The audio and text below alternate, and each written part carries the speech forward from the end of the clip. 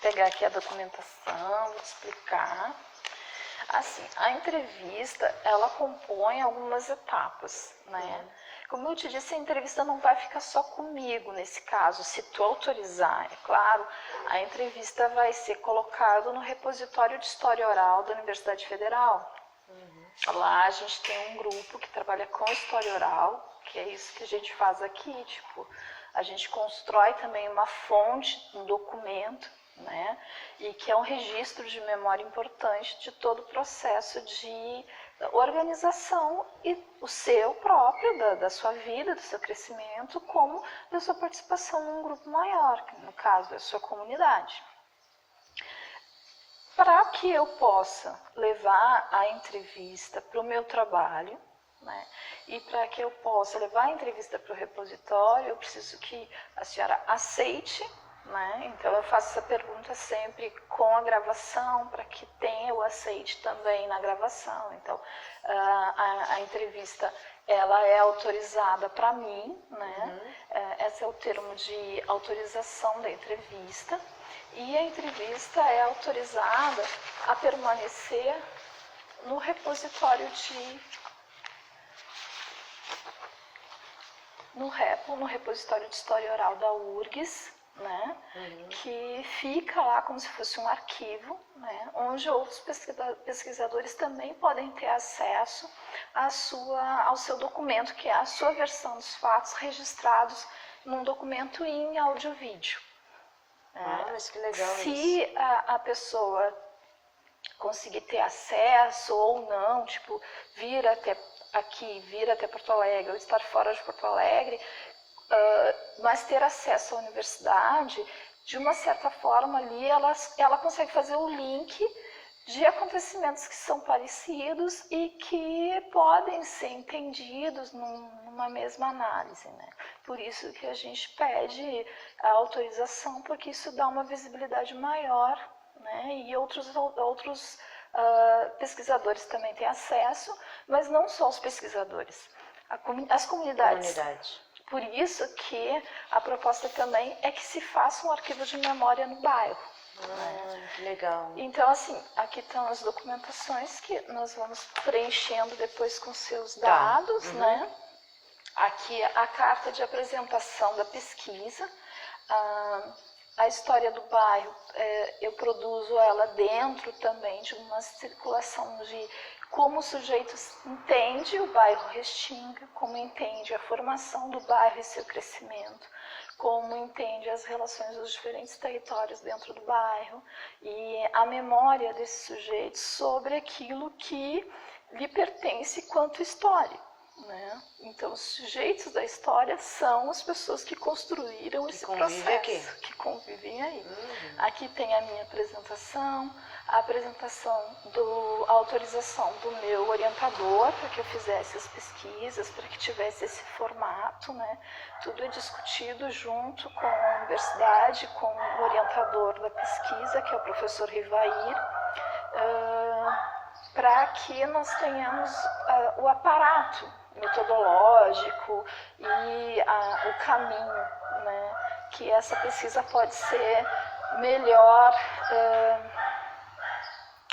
aproveitada no sentido de ter uma interação com a comunidade, ter um campo de análise na universidade, mas não só dentro da universidade, também com retorno para a sociedade, né? Com certeza. Então, eu peço a sua autorização para a concessão da entrevista e para o arquivo no repositório de História Oral. Com certeza, minha contribuição será maravilhosa. Que bom, eu fico muito feliz. Aqui tem um breve roteiro, né, que a gente vai seguir de forma a proposta da entrevista da gente conversar sobre a história de vida, né, Dona Almerinda, e na sua história de vida, e entendendo como o bairro se construiu e foi construído pela senhora. Porque dentro da história de vida desses sujeitos que esses temas aparecem também, né? Afinal de contas, eu não quero saber só do bairro, mas eu quero saber como a história, sua história, interfere na comunidade e é interferida pelo bairro. né? Que a gente é formado de uma certa forma também pela sociedade que a gente vive. Com certeza, né? Então, assim, a Almerinda Rosa de Lima, Isso, né? Nascida no dia 2 de junho de 63. Exatamente. 56 anos. 56 anos. A senhora nasceu aonde? Tupaciretã. Tupaciretã. Aham. Seus pais nasceram lá também? Também. Também. Você tem, lá em Tupaciretã, você tem uma história mais antiga dos seus avós, assim, que a senhora chega a lembrar? Eu vim de lá quando eu tinha 2 anos, né? Mas meus pais viveram muitos anos lá. Meu pai tinha uma namorada também que se chamava Eva, né? E a minha mãe, que era a atual esposa dele agora, era a melhor amiga dele, que se chamava Eva também. E aí meu pai teve um menino, que hoje o meu irmão mais velho tem 76 anos e eu que cuido. Ele é só filho do meu pai. E a mãe dele faleceu. E aí o meu pai começou a namorar a minha mãe, que era a Eva também. E aí eles viveram muitos anos juntos. Meu pai era ferroviário lá e a minha mãe era dona de casa. Só que era muito precário lá, né? Então aí eles vieram embora pra cá. Qual o nome do seu pai? Hortêncio Machado de Lima. Hoje a rua da Chácara do Banco é o nome dele. E o nome da sua mãe? Eva Rosa de Lima. Você teve contato com seus avós? Sim, com a minha avó. Tupaciretã também? Sim. Depois ela veio visitar a gente. Ela faleceu com 106 anos. 106 anos. Que era a mãe da minha mãe. Os avós do meu pai eu não conheci. Não conheceu? Não. A mãe da sua mãe falava sobre a história dos seus antepassados? Ela contava as histórias para nós quando era pequena. Eu não esqueço uma história que ela contava daquele índio, eu não sei se era índio, o que era, se era um bicho, um lobisomem, o que era, que tinha as patas viradas para trás. Eu não consigo me lembrar do nome. Sim, daqui a pouco vem daqui a pouquinho me vem na memória. Mas eu me lembro que ela contava muito aquela história pra gente, que tinha muito lobisomem, pra assustar a gente. Mas ela contava muita história pra gente. Então nós ficava tudo em volta dela, ela contando aquelas histórias que elas sofreram, que elas, né, a minha avó era escrava. Sim. Então ela começou a contar as histórias pra gente. Então a gente nunca consegue esquecer aquelas histórias dela. A sua avó, ela nasceu em Tupaciretã? Tupaciretã, minha avó era índia. Índia? Minha avó era índia. Ela era filhos de escravos? De escravos. Mas os índios eram escravos? Não queria... Ela vivia com um índio, mas ela era escrava. Né? Mas ela participou bastante, ela viu toda o processo aquele de escravidão mesmo, que foi amarrada, tudo, toda aquela história. Será que a mãe, será que, uma pergunta, né, subjetiva também,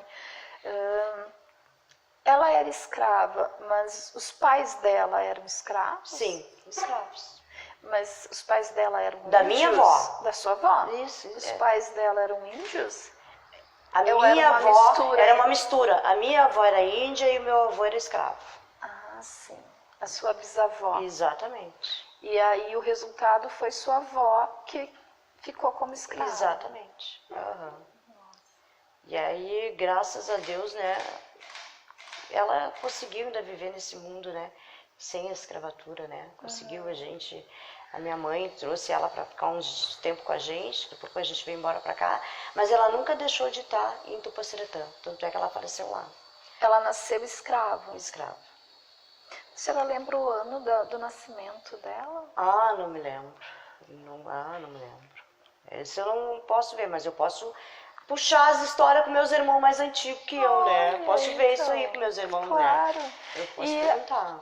Porque são lembranças bonitas, né? Com certeza, né? Se eu pudesse, eu queria elas aqui para contar essas histórias pra gente de novo. A senhora lembra o nome da sua avó? Joaquina. Joaquina Rosa. E do seu avô, a senhora não lembra? Não me lembro o nome dele. A sua bisavó Joaquina, né? Ou essa é sua Não, avó? ela é minha avó. Ela é sua avó. Minha avó. A sua avó Joaquina, então, contava essas histórias dessa comunidade que crescia, vivia entre negros e índios nas fazendas. Exatamente. Os índios viviam nas fazendas também? Algum grupo já era um pouco mais civilizado, né, que ajudava os escravos, né, depois que foram soltos, né, nas lavouras. Lá era muito lavoura de arroz. Ah, sim. Né? E aí a sua avó casou com o seu avô, que é pai da sua mãe. Que é pai da minha mãe. Certo. E a sua avó, ela era alfabetizada? Não. Não. E a forma de ela registrar era contando as histórias? Contando as histórias pra gente. Relatando com as falas dela. Então a gente... Aquilo memorizava muito a gente, né? Porque era... Na época não existia televisão, não tinha nada, né? Então, para nós era aquelas ficar rodeados na volta dela e escutar aquelas histórias que ela contava pra gente. Qual o principal local, assim, onde ela gostava de sentar para contar as histórias? No pátio. No pátio. Debaixo da árvore. Debaixo da árvore. Ali que nós ficava, com os banquinhos de madeira, debaixo das árvores, todo mundo ficava na volta dela, ela contando as histórias para nós. Eram muitos netos? Sim, nós somos em 12 irmãos. E ali, nesse momento dela contar já as histórias para os netos, ela já tinha uma propriedade? Como é que eu vou te dizer? Não era propriamente delas, né? Cada um tinha um pedaço de terra, que iam se apropriando daquele espaço, iam desmatando e iam fazendo essas lavouras, seus canteiros, e ali a gente ficava, né? Então não tinha propriedade, o título de terra? Não tinha.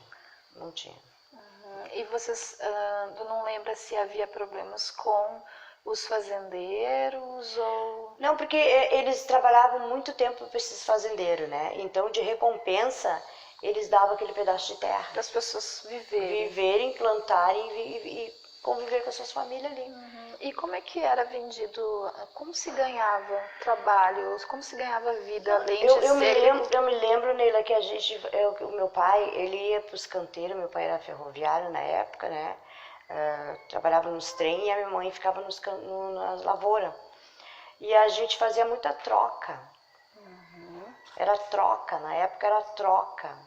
Então você plantava arroz e na saca de arroz dava uma quantidade de outros produtos. E a gente fazia troca entre os próprios vizinhos. Os vizinhos. Os próprios colegas. E tinha os armazéns, ou os botecos, como eles chamavam? Existia também, que podia fazer a troca, e existia o caderninho. O caderninho, que, né, se pagava no final do mês. Mas como o meu pai ganhava muito pouco na época, a gente então fazia de tudo para nós mesmos plantar. Sim. E ele era ferroviário, mas ele trabalhava no trem ou ele trabalhava na construção da linha? Não, no trem mesmo. Ele dirigia o trem? Não, ele cobrava, tipo cobrador. Né, e ver a quantidade de pessoas que tinha no trem. E ele tinha carteira assinada naquela época? Sim, naquela época. E a sua mãe, então, tocava a casa e as coisas da roça? Da roça, exatamente. E nós junto com ela. E como era essa vida no interior?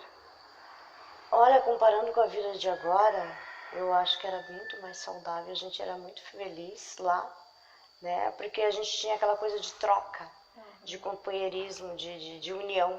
Os vizinhos partilhavam dessa relação das casas? Era um grupo de maioria negra ou um grupo de maioria... Não, negros.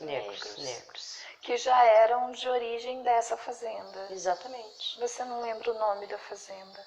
Rosas. Que era o mesmo nosso nome, sobrenome. Você sabe por que vocês receberam o nome de Rosas? Não tenho nem ideia. E quando era possível que alguém, quando se referisse a vocês, dissessem: é das Rosas? É as famílias dos Rosas. Família dos Rosas. Até hoje é assim lá. A gente vai lá de vez em quando, porque nós temos parente lá, né? E a gente é uma cidade pequena, né? E o acolhimento deles lá é muito bom, porque eles sabem que tu não é dali, entendeu? Que tu é daqui de Porto Alegre. Então eles vão te visitar na casa, eles te convidam para tomar café, eles tomam chimarrão contigo. Eu tive uma época, uns 4 anos atrás lá, eu vi um senhor que faleceu, a condolência das pessoas saírem na porta, as pessoas tirando o chapéu, botando no peito, para aquele cortejo passando, entendeu? Aquele silêncio, a comoção em toda a cidade. Aquilo ali para mim foi uma coisa que marcou, o respeito por aquele corpo. E eles são velados em casa. Uhum. Ainda são velados. São velados em casa. Né? Então a gente... Ainda se bebe ao morto.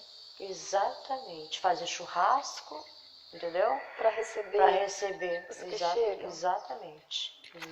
E assim, se vocês plantavam, não era bem no centro da cidade. Não, então, não. A propriedade ficava um pouco para o interior. Exatamente. E o transporte eram as carroças. Carroça, cavalo, a pé, assim a gente ia, né? Uhum. Existiam vilas com os botecos no interior? Exatamente, exatamente. Era bem assim. E a comunidade negra, então, que você se fala sobre a questão da Fazenda das Rosas, né? Isso. E, eles tinham as terras dentro dessa fazenda também. Exatamente. Como era a comunidade chegou a se organizar em torno de um quilombo? Não tinha aquela coisa de quilombo, era uma comunidade normal, cada um com seu pedacinho de terra, né?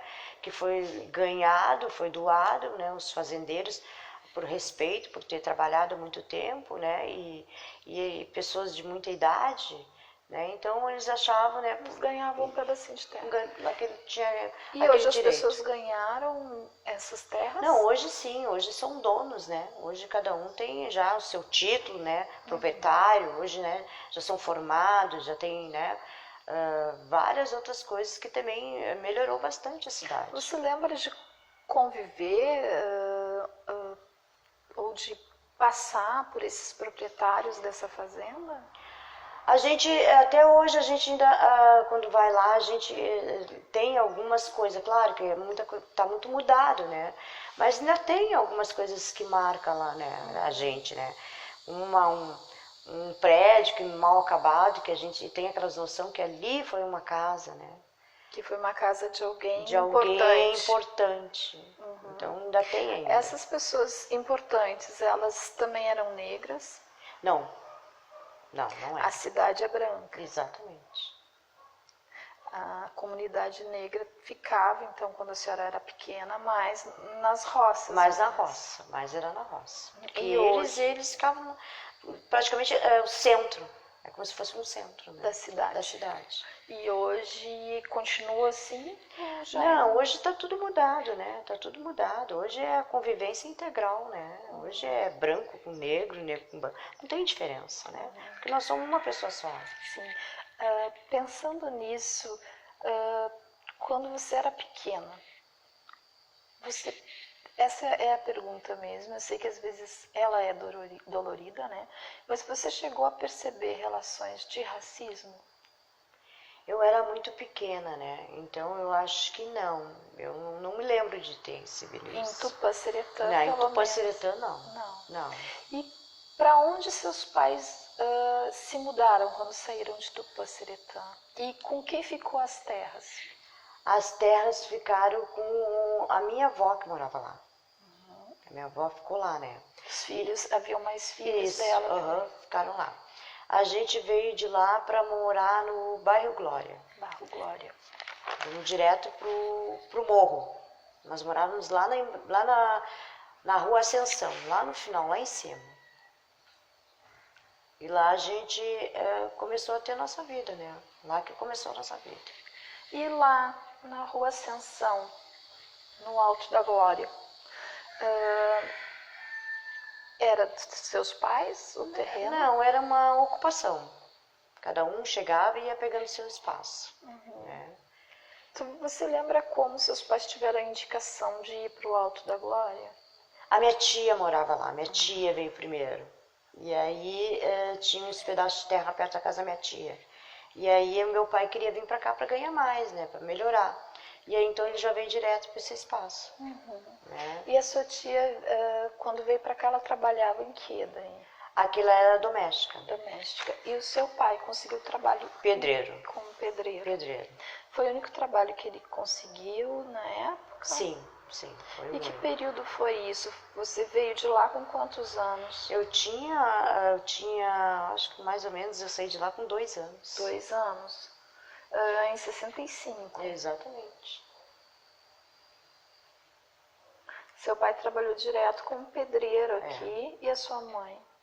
A minha mãe ainda ficou em casa porque tinha que ficar com a gente, né? Com os irmãos? É. Seus irmãos são mais velhos? Sim. Quantos irmãos você tinha? Agora nós somos em 12. 12 irmãos. E todos estavam em casa naquele período? Todos. Como era alimentar 12 irmãos mais os pais? Olha, não, eu sei que não foi fácil. Eu me lembro, porque a gente dividia tudo entre irmãos. Né? Na época de escola, quem estudava de manhã, a gente usava a roupa do que ia na escola de tarde, né? Tinha escola perto? Sim, tinha uma escola perto. Você lembra o nome? Espírito Santo. Foi a primeira escola que eu fui. E o seu pai, daí por diante, depois de 65, ele acabou ocupando como ofício ser pedreiro. Pedreiro. Né? Ele conseguia registro em carteira? Sim, sim. A sua mãe foi trabalhar depois? Ah, bem depois a minha mãe foi trabalhar, bem depois. Eu acho que depois de muito tempo que a gente estava aqui, que aí um cuidava do outro em casa. Sim. Aí ela começou a trabalhar de doméstica, fazer faxina, doméstica, trabalhou. Depois de muito tempo ela foi para dentro do palácio do governador trabalhar lá, como cozinheira. Como cozinheira. Tu lembra, assim, vocês viviam perto da sua tia, então já tinha uma relação de parentesco, Sim. né? Vocês tinham outros vizinhos em que vocês dividiam essa relação de amizade, assim? Era um grupo Era um grupo de vizinhos, um ajudava o outro. Um ajudava Que o outro. estavam chegando, então as pessoas acolhiam os que estavam chegando. E aí iam construindo a casa, iam estruturando. Melhorando a casa. A gente não tinha água, a gente não tinha luz, era lampião, né? Eu me lembro bem que era lampião que a gente usava, né? Existia uma bica que a gente ia buscar água. Né? A bica ficava na ficava entrada do morro? Na entrada do morro. Aí era aquela fila, todo mundo naquela coisa. Mas aí o que a gente fazia? A gente fazia marcação de pedra para ir cada um com o seu balde tá ali. Então aquela bica era para nós beber água, tomar banho e a minha mãe lavar roupa, porque existiam umas pedras e aquela bica corria água. Então o pessoal... A gente tentar situar geograficamente o Alto da Glória ali, seria perto do hospital? Não. No fim da linha do ônibus 74. Na praça que tem lá. Tem a praça, né? E depois sobe a lomba até lá em cima. Até lá em cima é quase onde é o Quilombo dos Alpes hoje? É divisa. Porque qualquer lado que tu vai ali, tu sai. Tanto na Veva, como no presídio, como no Quilombo. Você chegou a conhecer aquela família do Quilombo dos Alpes? Não conhecia ali, não conhecia. Mas a gente sabe, então, que era um lugar que as pessoas que buscavam uma alternativa iam para tentar fixar moradia. Exatamente. Certo. O colégio ficava perto, mas a bica ficava longe até do colégio? Não, era perto da escola, era a divisa da escola essa bica, porque eles fizeram uma caixa d'água, entendeu? Era tipo de uma caixa d'água, parece uma cisterna? Uma cisterna, mas era de cimento, então aquela caixa vivia cheia d'água. E vocês, chegava água ali pelo encanamento? Era aqueles caminhão que levava. Caminhão-pipa. É o caminhão-pipa, que enchia aquela cisterna pra gente. E subia quando lá. o caminhão não enchia a cisterna? A gente ia no açude buscar, porque tinha um açude perto. Então a gente usou muito esse açude também, né? Que hoje nem existe mais, né? Às vezes eu vou lá em cima, lá. Eu relembro muita coisa boa que eu vivi lá. né? Porque em cima a gente tinha aquela mania, quando era Sexta-feira Santa, tinha muita Marcela naquele morro. Então a gente subia o morro para vender as Marcelas. Os seus irmãos também? Também, todo mundo subia aquele morro. Entendeu? Toda a vila subia o morro para colher a Marcela na época. E vocês vendiam aonde? A gente ia pra Zenha, a gente caminhava. Sim, essa também é a pergunta. Vocês caminhavam da Glória até a Zenha. Até a Zenha. E passavam o dia lá vendendo a Marcela. Vendendo a Marcela. Que idade você lembra disso? Quando era muito nova já? Eu tinha de vista ter uns 12, 13 anos. Mas isso era uma prática comum. Era, todo mundo fazia isso. Quais as outras coisas que vocês faziam dentro dessa relação de sobrevivência, né? De ganhar um extra para poder melhorar a casa? Você e seus irmãos, de uma certa forma, conseguiam ajudar seus pais? Era muito difícil, porque meu pai era muito rigoroso. Ele achava que nós tínhamos que estudar e ficar em casa. Quem tinha que trabalhar era minha mãe e meu pai. E nós tínhamos que cuidar do outro. Mas, de uma certa forma, teu pai também garantiu que vocês conseguissem alcançar algo que ele não alcançou. Teu pai era letrado? Era alfabetizado? Sim, meu pai era. Meu pai era. Ele era muito inteligente. Depois de pedreiro, ele começou a ser construtor. Então ele construía as casas das pessoas que estavam chegando. Então, além do trabalho dele, ele trabalhava fora do trabalho, na própria onde que nós ficávamos. Na própria região ali onde da nós Glória. ficávamos. Então ele estava sempre ajudando as pessoas e ele tinha mais noção de construção de casa. Então as pessoas procuravam muito ele para ele ajudar. Então assim que nós começamos a melhorar um pouco mais, né? E seus irmãos todos foram alfabetizados, estudaram? Qual foi o momento de decisão que seu pai disse, não, agora a gente precisa sair daqui e buscar um outro lugar? Porque ele achava que ali onde que nós estávamos se criando, né? Nós éramos jovens, né? A gente queria estudar, a gente queria melhorar a nossa relação de um lugar melhor. Que ali não era um espaço, que não era nosso mesmo aquilo ali, né? Aquilo era uma ocupação. Então logo poderíamos tirar todo mundo dali. Seu pai então viveu aquele período em que o município estava fazendo uma remoção de todos os lados. Exatamente. E aí no próprio serviço dele, os colegas descobriram esse espaço que é onde nós estamos. Que era um loteamento, né? Que eles estavam vendendo o terreno. E aí meu pai resolveu comprar o terreno. Que ano foi isso? A gente veio para cá em 1979. Quando ele comprou. Ele veio antes. Sim, mas antes disso, seu pai pensou em se mudar para outro lugar?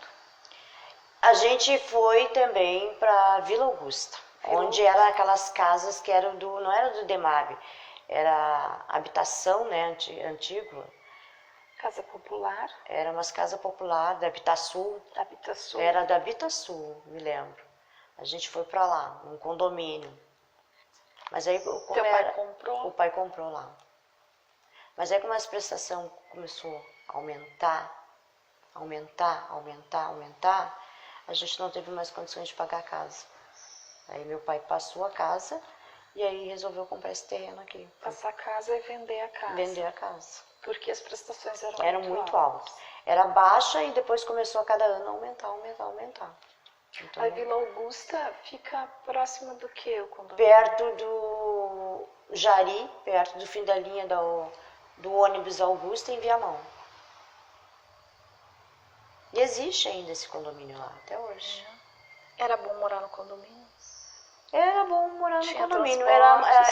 Tinha tudo perto, né? Água, luz. Tudo perto, tudo. Foi a primeira vez que você teve água? Foi a primeira vez. E nós ter banheiro, né? Essa é uma pergunta... Que nós tinha banheiro, com chuveiro. Isso eu me lembro muito bem. A primeira vez que a gente tomou banho. Não que a gente não tomasse, né?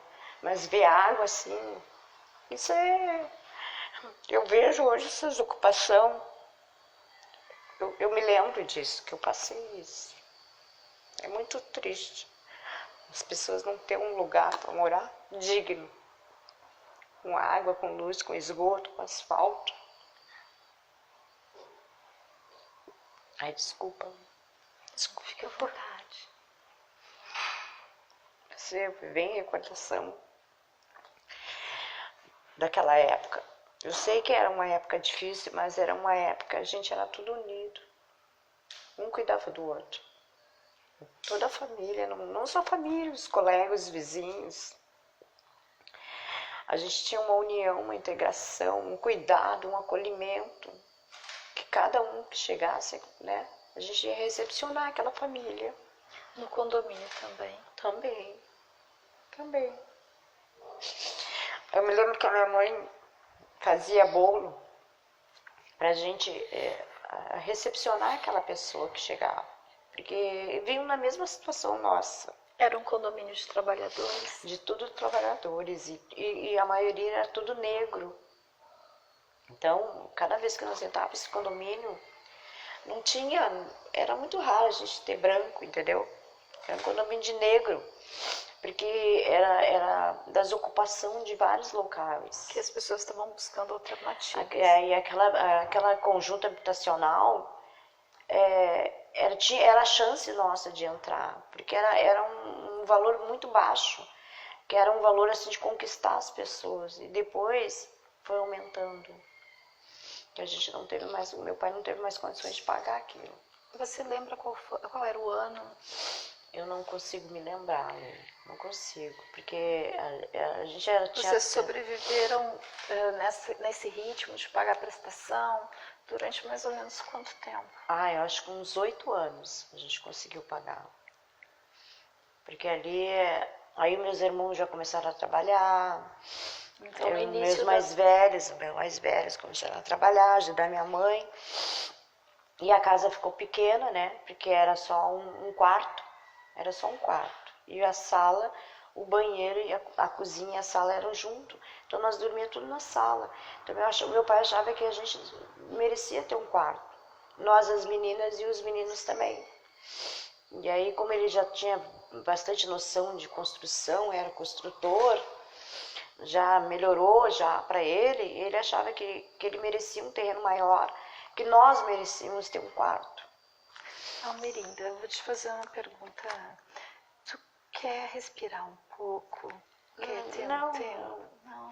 Não, é tão bom relembrar isso, sabe? Eu choro de felicidade, não é de assim, do que eu passei. Tem suas tristezas também. Do que eu vivi e o que eu vivo hoje, como eu tô. E como o meu pai faleceu, minha mãe faleceu e que nos deixou isso. Essa história de luta. Essa história de luta. Então contar isso para mim é muito gratificante, porque me lembra toda a trajetória da nossa vida, né? E o que nós somos hoje. Que eu acho que o maior legado que ele deixou para nós, a maior herança nossa, é a educação, né? Sermos honestos e ter formadores, né, na nossa família. Hoje eu tenho, a minha irmã é advogada, meu irmão é economista, né, então cada um de nós tem uma profissão. Então a maior coisa, a maior riqueza foi isso que ele deixou pra gente, né. Quando ele faleceu, ele chamou todas nós, na UTI, quando ele estava mal. Eu me orgulho de todos vocês, porque eu não tenho um filho ladrão, eu não tenho uma filha prostituta, e vocês são meu orgulho. E isso que marcou muita gente. Me diz uma coisa, vocês não viveram esses 8 anos, né? No condomínio tinha espaço para aumentar? Não tinha, o pátio era muito pequeno. Muito pequeno. E as casinhas era tudo a mesma estrutura, então não tinha como modificar. Era tudo igual.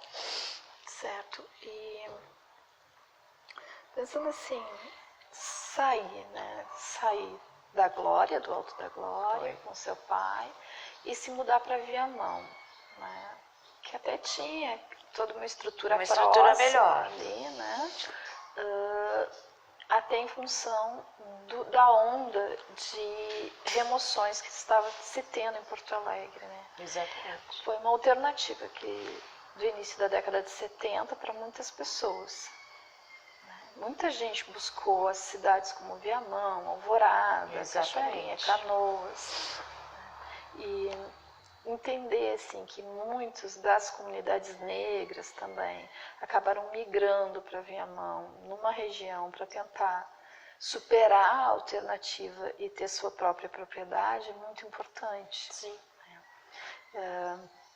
Quando teu pai fez a opção de sair de lá, ele tinha medo de não encontrar, ou de ter que voltar para a situação que ele estava antes, de retornar para uma ocupação? Qual era a preocupação do teu pai nesse sentido? Não, ele sempre pensou no melhor. Ele sempre achava que ele era muito persistente, ele era muito firme, entendeu? Então ele achava que ele poderia sim conquistar um espaço, um local melhor para gente e que pudesse deixar para gente, né? Então ele veio primeiro ver esse loteamento. Certo. Em 79, então, teu pai decide que é melhor voltar para Porto Alegre com os filhos. E por isso ele veio ver esse loteamento que fica aqui atrás, né, entre a Restinga, propriamente dita, e o Lajeado. Exatamente, divisa.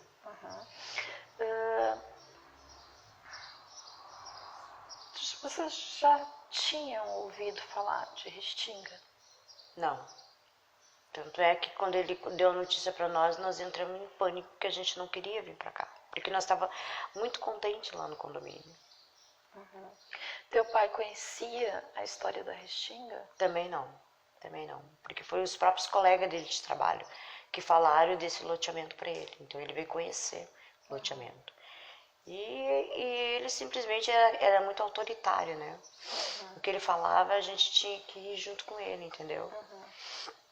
E o teu pai comprou aqui, então, em 79? Comprou aqui. Tu quer contar um pouco como foi esse processo, né, de retorno a Porto Alegre? Eu vou te dizer uma coisa, quando ele falou para nós que nós íamos vir para cá, que ele construiu a casa de madeira, era uma casa de madeira que a gente veio para cá, e depois trouxe nós para a mudança, nós entramos em pânico quando chegamos aqui, porque a casa dele era a última, o resto tudo era mato, uma escuridão, a gente não tinha luz, a gente não tinha água, a gente não sabia nem onde que andava, não tinha rua, eram as vielas, sabe? E nós saímos de um local que tinha uma estrutura, que tinha água, que tinha chuveiro, tinha luz, tinha um condomínio, tinha ônibus perto, tinha escola, tinha tudo, e cair num local puro mato, era puro mato, isso aqui era Maricá, uma luz bem fraquinha que as próprias pessoas puxaram, foram puxando, não tinha água, nós não tínhamos banheiro. Quando vocês vieram para cá, já se entendia que isso aqui fazia parte da Restinga? Aí sim que nós fomos conhecer a Restinga. Aí que nós vimos, né, conhecer esse espaço que é onde que nós estamos. Nós fomos dar uma volta com a minha mãe na Restinga. Lá a gente via outro, que era bem diferente daqui. E o que é aqui, pensando, né? Eu sei que é a chácara do banco, eu sei que foi uma luta para conseguir alguns benefícios para vocês aqui, né? Estruturas do Estado mesmo. Exatamente. Né? Mas o que é aqui? Por que é diferente da Restinga? Aqui era como é que eu vou dizer, era de 3 loteadores aqui, de 3 loteadores. Aqui existia muito rosas, muito pêssego, muito pera, plantações aqui, entendeu?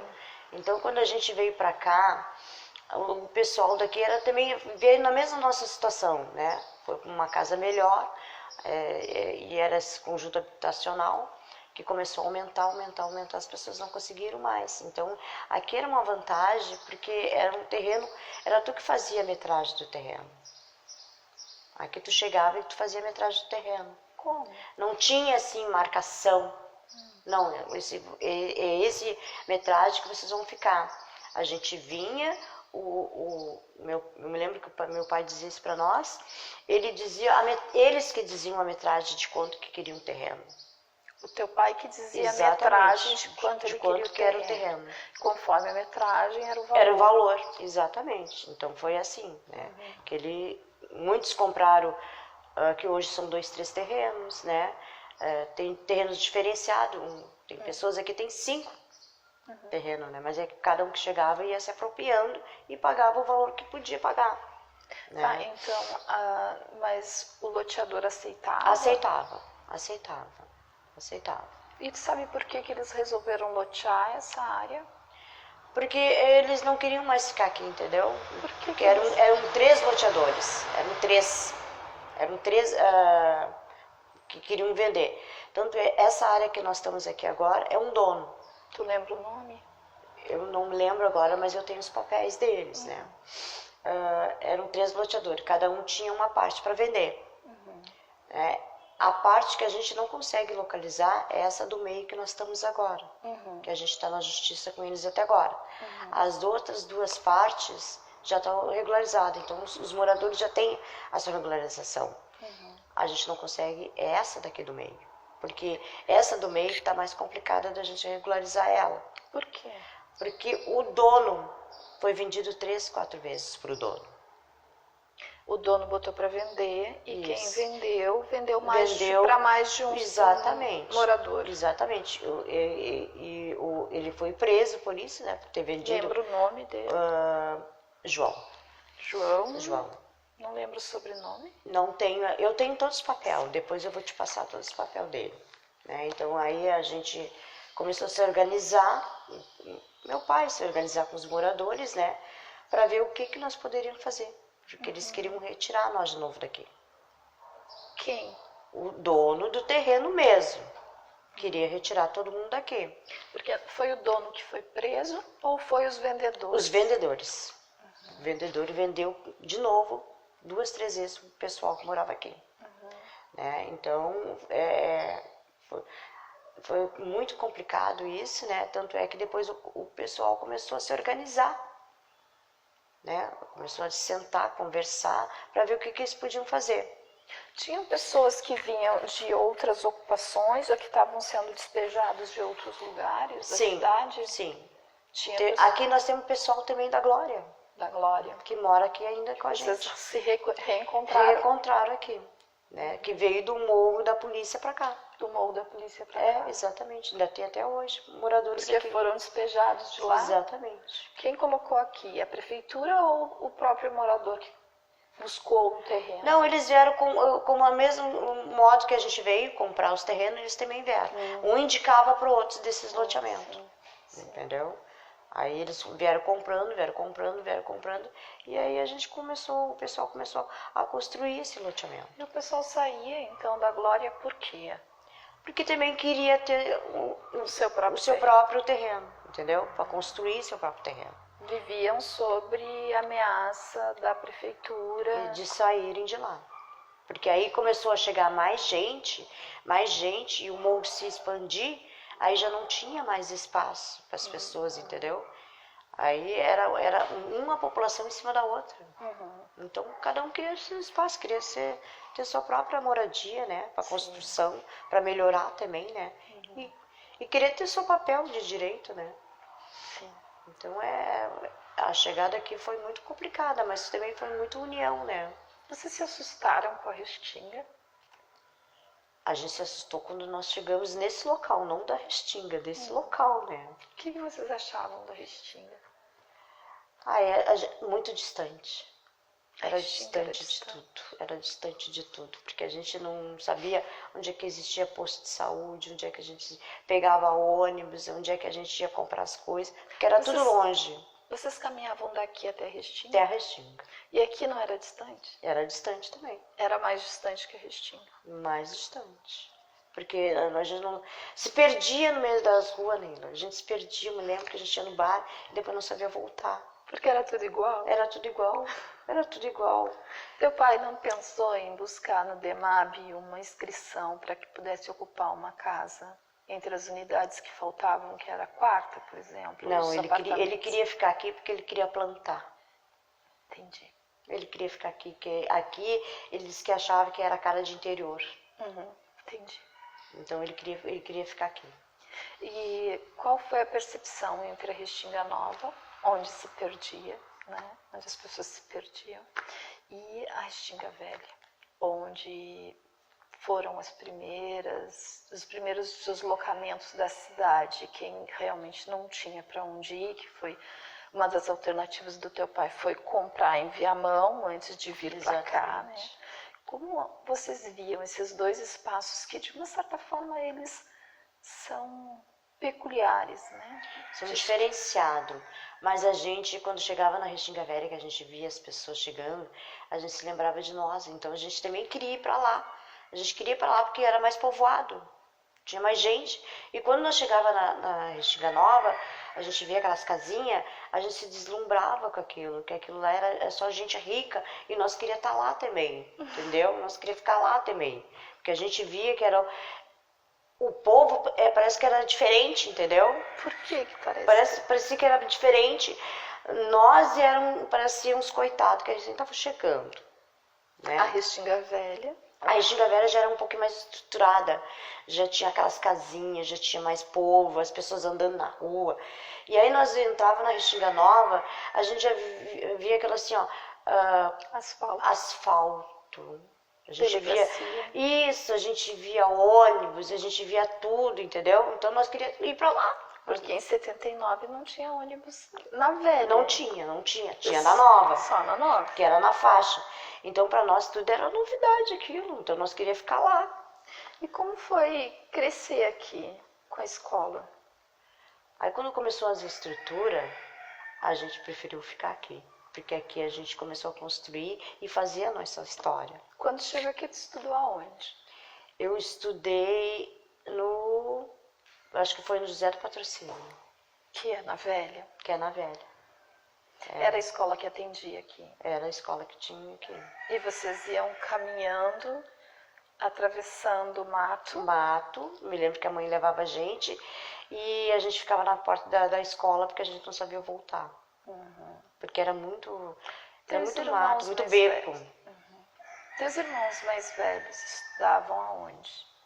Meus irmãos, quando eles foram para as escolas, eles aí já eram mais adultos, né? Mas trabalhavam, tudo. Eles começaram a estudar no Venezuela. No Venezuela. Estudaram lá. Porque aí as minhas irmãs começaram a trabalhar, né? Cada um trabalhar.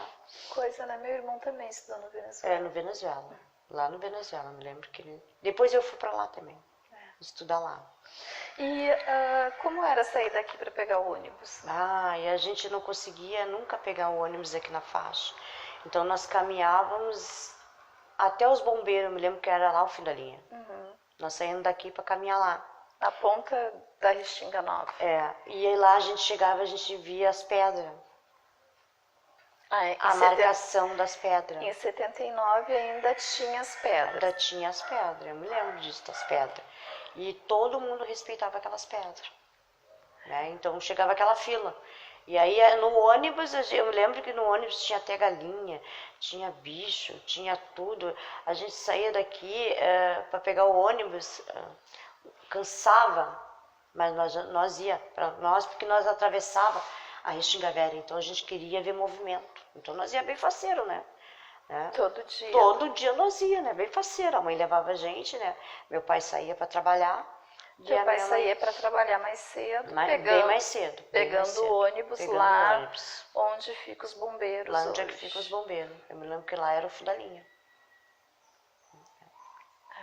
Mas o ônibus vivia quebrando, né? Todo mundo descia de novo. Tinha mais ônibus naquele período? Não, era custoso. A gente ficava naquela fila quando o ônibus enchia, porque enchia demais. Enchia demais aquele ônibus, né? E era um ônibus demorado. Então nós ficávamos na fila esperando o ônibus, né? Até que pudesse entrar no ônibus.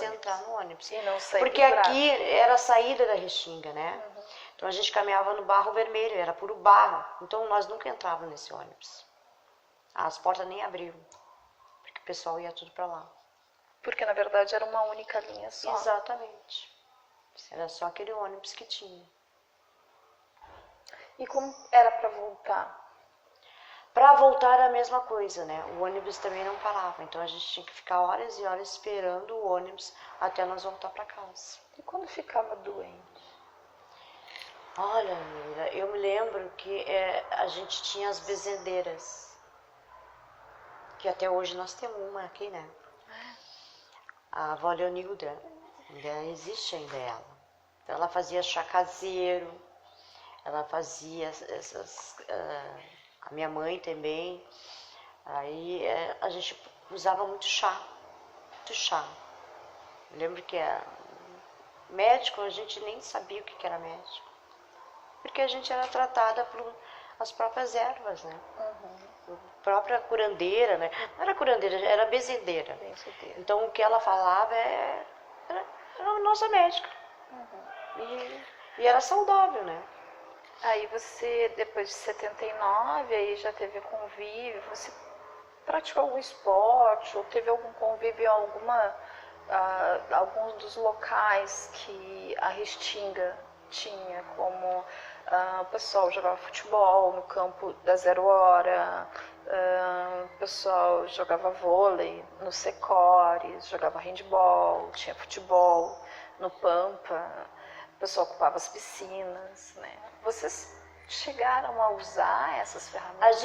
A gente não usava esses espaços lá, porque era muito longe para nós, né? Então nós mesmos fazia aqui. A gente jogava... eles produziam para nós, os próprios pais da gente, aqueles carrinhos de rolimã para nós brincar. Era budoque, a gente usava muito budoque.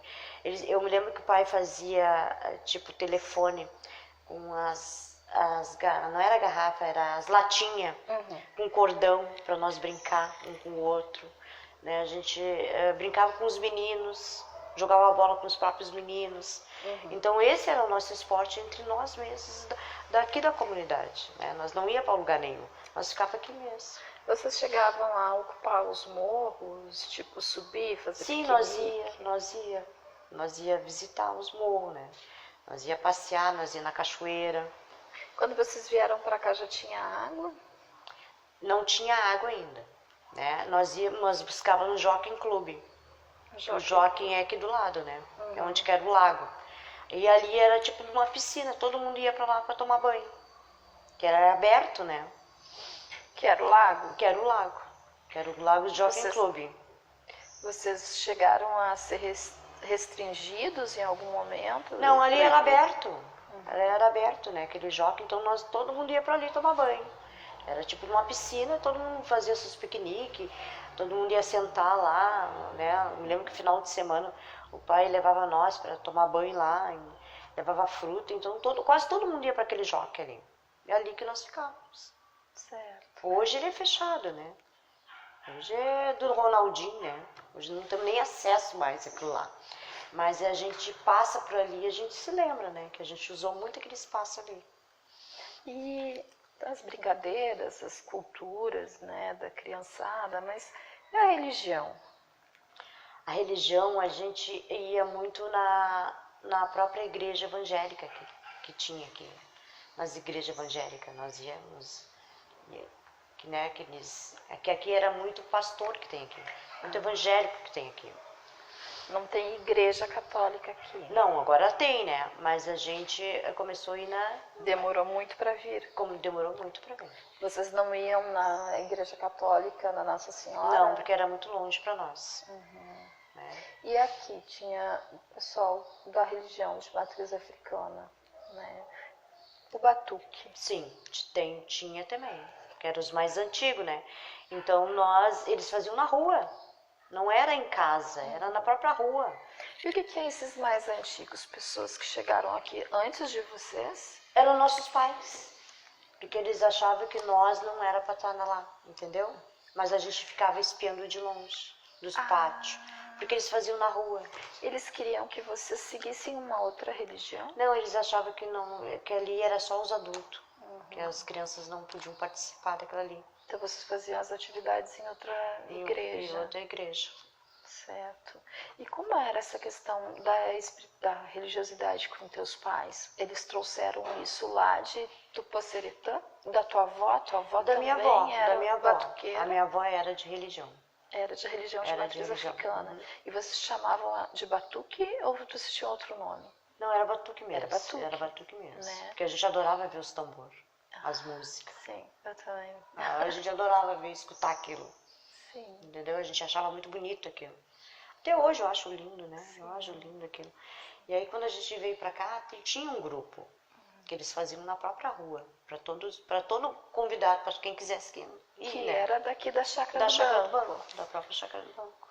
E eles tinham contato com o pessoal que era da Restinga Velha, que vieram da Ilhota, que vieram do interior. Depois, mais para frente, que eles começaram a ter essa integração.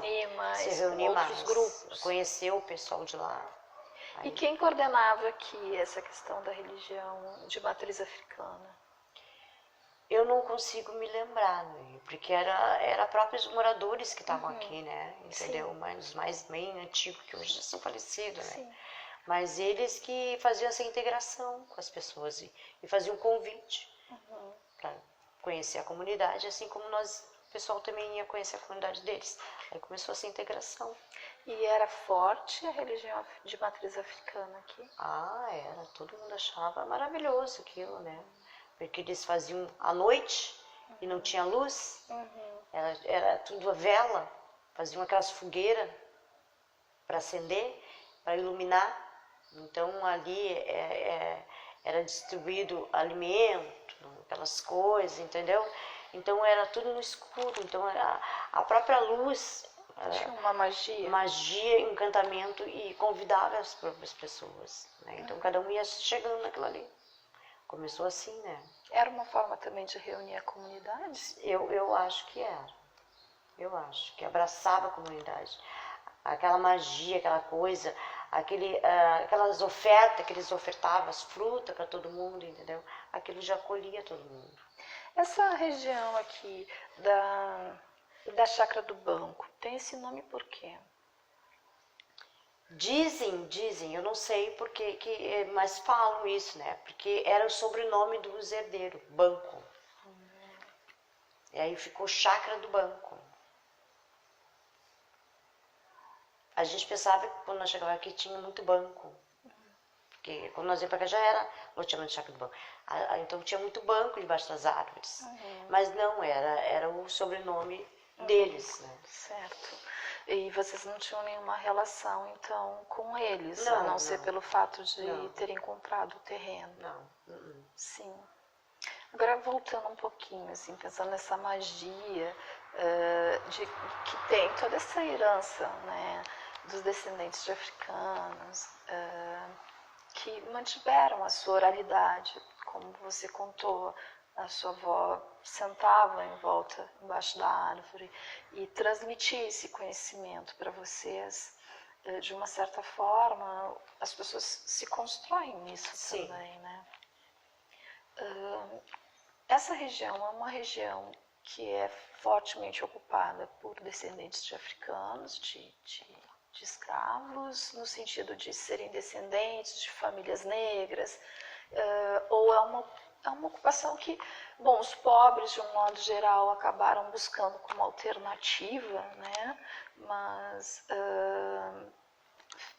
como você vê essa comunidade? Como ela se compôs, assim, que foi chegando cada sujeito com uma história diferente, buscando uma melhoria na vida, né?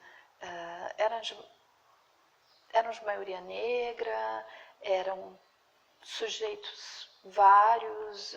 São diversas, são de diversas, né? Mas quando começou era mais era africano, mais era negros que estavam aqui. Mais eram negros. Mais os negros. Aí depois começou a vir mais diversas, né? Se agregando cada vez mais que descobriram esse loteamento. Aí começaram a vir mais. Hoje é várias raças que tem aqui, né? Sim, mas naquela época era uma alternativa mais barata, que conquistou a comunidade. Exatamente. Com menos recursos, no caso. foi isso que aconteceu. E aí os negros buscaram essa região como uma alternativa. Exatamente. Nesse sentido, já que no começo, lá em 79, né, era de uma maioria negra, isso facilitou as relações entre vizinhos? Isso uniu mais? Uniu mais. Teve muito mais união. Porque eles queriam melhorar esse espaço. Então aí teve essa integração mais profunda, mais acolhedora. Né?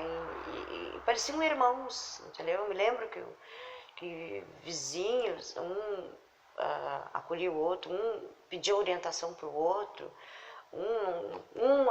como é que eu vou dizer, um emprestava uma coisa para o outro, entendeu? Era muito mais unido, muito unido eles aqui. Eles foram muito unidos. Tanto é que olha a estrutura que hoje é, a união de todo mundo. Sim, isso fortaleceu nessa associação. Fortaleceu. Que o seu pai fundou junto com os moradores. Exatamente. Aí o que eles fizeram? Eles começaram a abrir rua, eles mesmos, os próprios moradores abrir rua. Eles começaram a buscar alternativa, começaram a ver que existia Câmara de Vereadores, que podiam ir nessas buscas desses lugares. Começaram a trazer vereadores para conhecer o loteamento. Eles próprios foram em CE pedir para a CE fazer todo esse levantamento aqui. Os próprios moradores tinham a caixinha. Os moradores se reuniam e pagavam uma mensalidade. Além da parcela da prestação do Eles terreno. faziam isso para poder ver as papeladas, como é que iam, como é que não faziam. Aí eles começaram a se unir. Aí tiveram a ideia de fazer uma associação de moradores. Alguém de fora ajudou? Sim, um vereador. Não. Que vereador? O Pujol. O Pujol. O Pujol.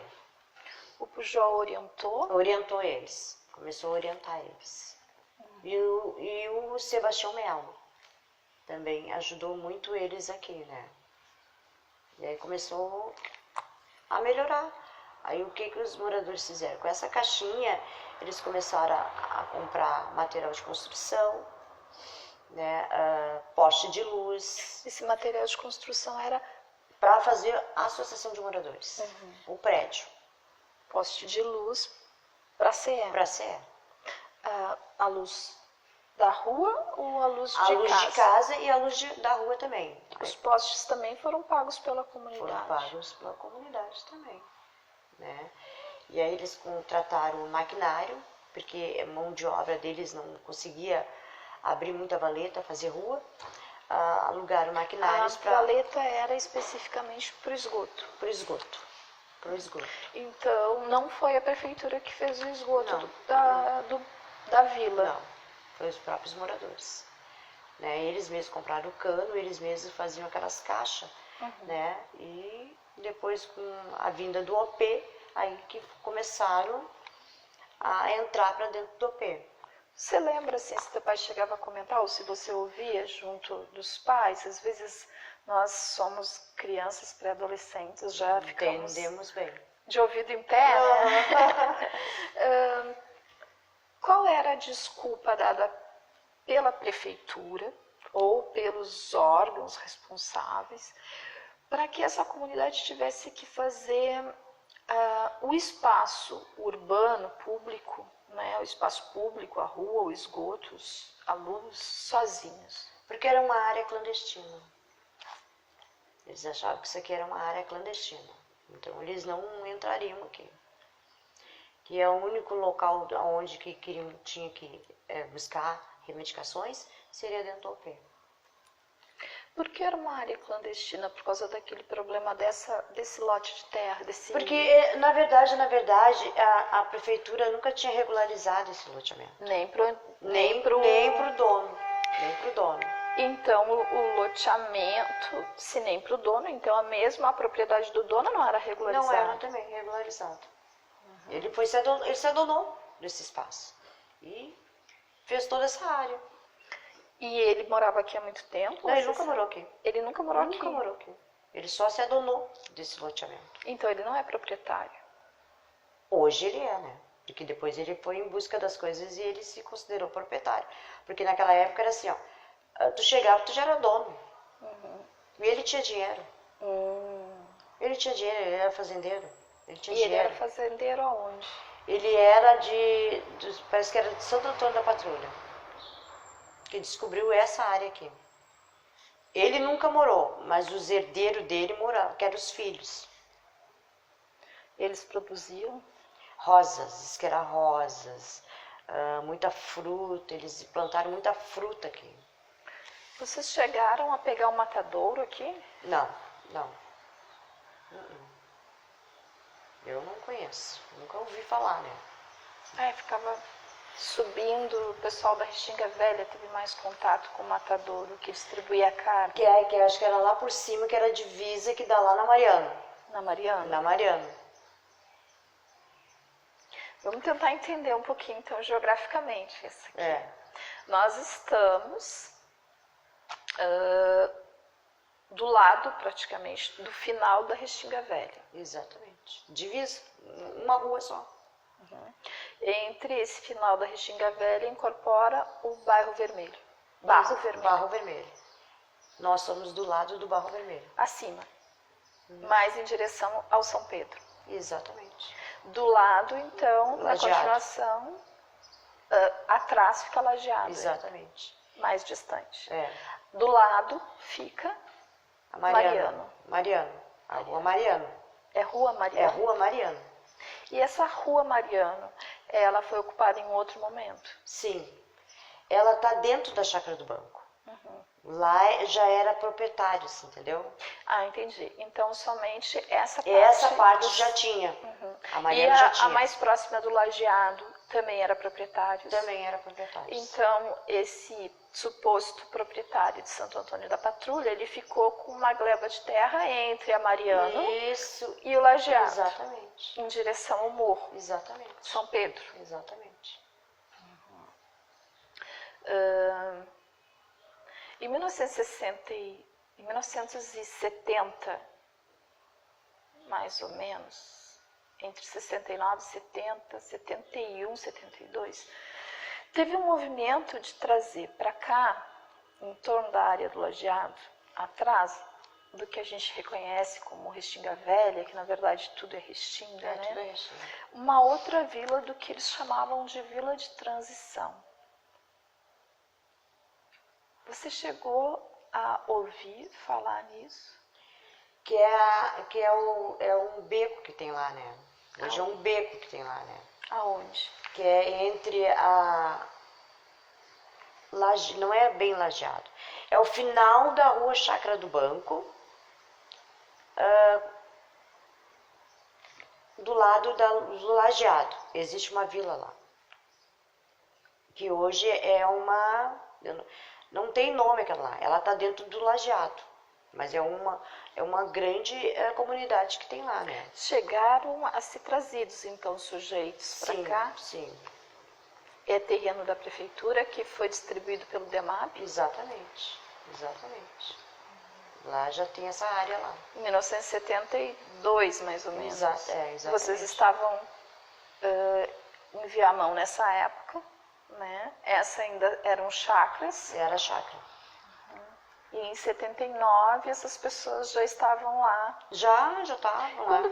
Quando esse loteamento lá em 79 começou a surgir, os proprietários das chácaras começaram a reclamar ou não viram problemas? Não viram, porque eles queriam, como é que eu vou dizer? Porque eles estavam muito distantes também de nós. Então nós também estávamos chegando, então era aquela integração que tinha povoado. Que não ia ser só mato, que estava chegando povoado. E que eram proprietários. Que eram proprietários lá. Não também. eram pessoas trazidas pela prefeitura. Não, era proprietários. Na mesma situação que foi trazida a Restinga Velha em 67, 68, 69. E aí, porque em 72 houve um processo de atrito entre esses chacreiros, né? Foi. E a prefeitura. Exatamente. Então tem uma história aí Tem. vocês né? Vocês estão numa parte da história. Nós também estamos nessa história de brigar com eles também, né? Almerina, me diz uma coisa, né? Pensando em todo esse processo, uma história longa, né? Seu pai, uma das lideranças do bairro, né? viu crescer isso aqui, né? Hoje é enorme, eu realmente não conhecia. Eu morei praticamente a minha vida toda na Restinga Nova, na Restinga Velha, no Barro Vermelho, onde eu tinha tias, né, tia. E como é perceber assim que esses espaços, no começo, quando eles vão sendo ocupados, tem um certo cromatismo, tem um certo tom de cor, que depois, né, com a história passando, as pessoas vão empobrecendo, vai se misturando, mas aí as pessoas que vão melhorando vão saindo. Você percebe que as pessoas brancas têm mais oportunidade de sair das regiões mais difíceis da cidade? Ah, eu acho. Eu acho. Isso aí a gente percebe isso. Né? Então, quando tem uma onda de dificuldades, as pessoas se misturam. Se misturam. Na primeira oportunidade de crescimento, se separam. As pessoas se separam. E quem fica? Os negros, né? Os negros, que são os lutadores, né? Os resistentes. Na minha opinião, né? Eu acho isso. Porque a maioria dos negros são os lutadores, os resistentes e os perseverantes, né? Que vão à luta mesmo. Os brancos, né? Não tem preconceito, mas a gente nota isso. Que eles, né? Eles querem sempre a mais. Sempre a mais. Mas eles querem a mais porque eles alcançam mais por causa das oportunidades? Oportunidades melhores são para eles.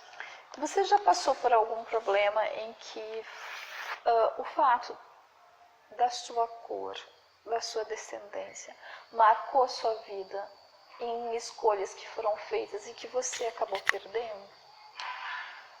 Eu já passei por isso numa entrevista de emprego, quando eu fui trabalhar no supermercado. Eu era a única negra que estava nessa entrevista. Você lembra o ano? Na época eu tinha 17 anos. Você estudava no Venezuela? No Venezuela. Eu estava em busca de emprego. E aí, nessa época que tinha entrevista, que era coletivo. Você lembra o supermercado? No supermercado Zafre. Eu não me esqueço. Eu não vou me esquecer nunca. Né? E ali era para falar como a gente era, o que esperava, né? Né?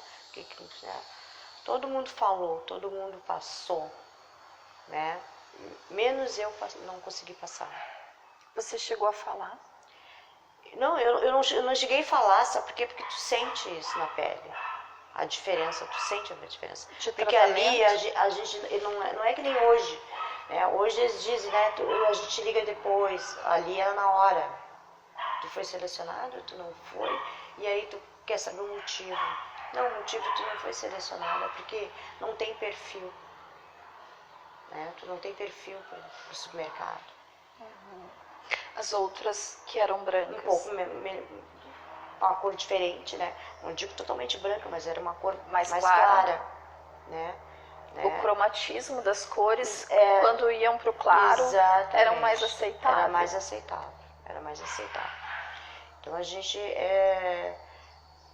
na fila do banco também, né? Na fila do banco já tive também preconceito, porque eu me lembro que teve uma senhora da caixa que perguntou para mim, né? Mas tu não sabe que tu tá em fila erradas? Que não tinha, nunca tinha entrado num banco, a primeira vez que eu tinha entrado num banco para pagar uma conta da minha mãe. E não sabia direito como é que era para mim entrar no banco, onde que eu tinha que pagar. E eu fui pedir informação para ela. E aí ela disse, tu não sabe ler? Tu não sabe que tu está no local errado?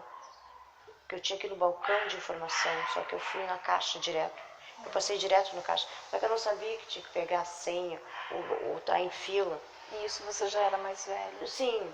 Aí foi que ela me disse para mim, esses negros nunca aprendem. Não você sabem. Lembra que banco foi? Foi no banco. Eu sei que tinha não é uma abelhinha, Uma formiga. uma formiguinha. Sul-América, sul-brasileira. É uma coisa assim, eu me lembro que tinha uma formiguinha, tipo uma abelha na porta. Eu não me lembro que o nome daquele banco. Qual é a sensação de passar? Eu pergunto porque, como você vê, em função Não, do todo mundo fica te olhando, tu fica assim, ó, tu fica sem ação.